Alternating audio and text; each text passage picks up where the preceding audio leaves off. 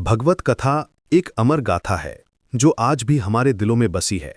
आज हम जानेंगे कि क्यों ये कथा हजारों सालों से भारतीय संस्कृति की आत्मा बनी हुई है।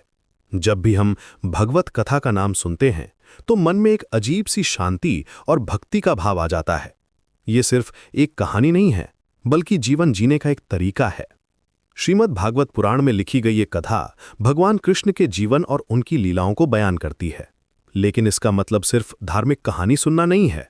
ये हमें सिखाती है कि कैसे हम अपने जीवन में प्रेम, करुणा और धर्म को अपना सकते हैं। भगवत कथा की शुरुआत राजा परीक्षित से होती है। जब उन्हें पता चलता है कि उनकी मृत्यु 7 दिन बाद होगी, तो वे महर्षि शुकदेव से पूछते हैं कि इन आखिरी दिनों में क्या करना चाहिए।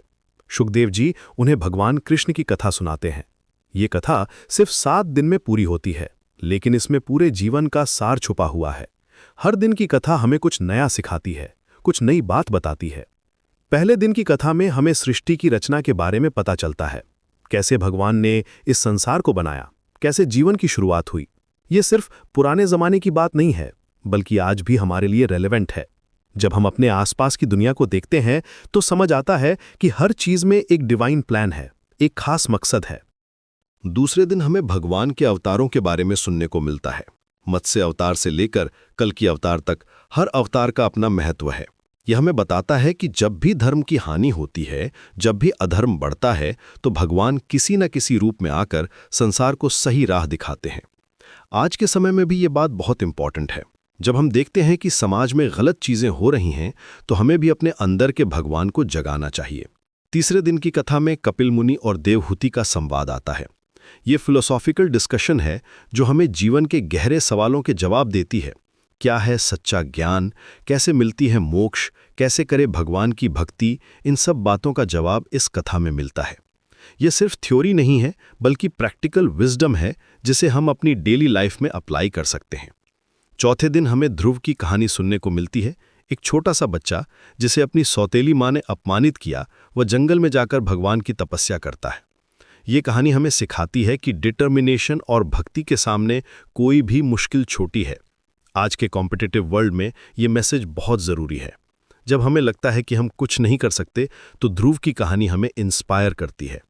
पांचवें दिन प्रहलाद की कथा आती है। एक छोटा सा बच्चा जो अपने पिता हिरण्यकश्यप के विरोध के बावजूद भी भगवान विष्णु की भक्ति करता रहता है। ये कहानी फेथ और करेज के बारे में है। जब पूरी दुनिया आपके खिलाफ हो, तब भी अपने विश्वास पर टिके रहना, यही तो असली भक्ति है।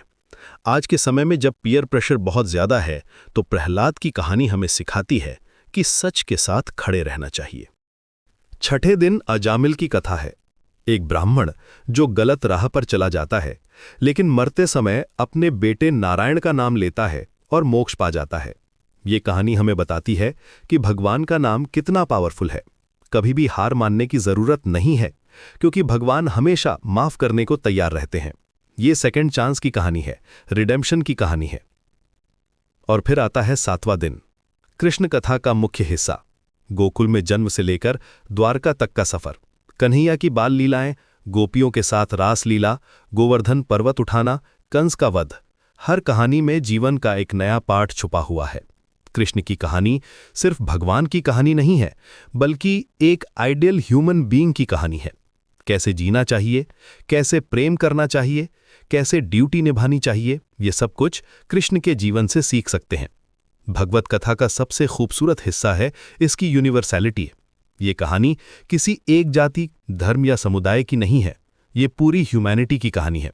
जब हम कृष्ण की बाल लीलाएं सुनते हैं तो हर माँ को अपना बच्चा नजर आता है। जब हम राधा कृष्ण के प्रेम की कहानी सुनते हैं तो हर प्रेमी को अपनी प्रेम कहानी दिखती है। जब हम अर्जुन को गीता का उपदेश सुनते हैं तो हर इंसान को अपनी लाइफ की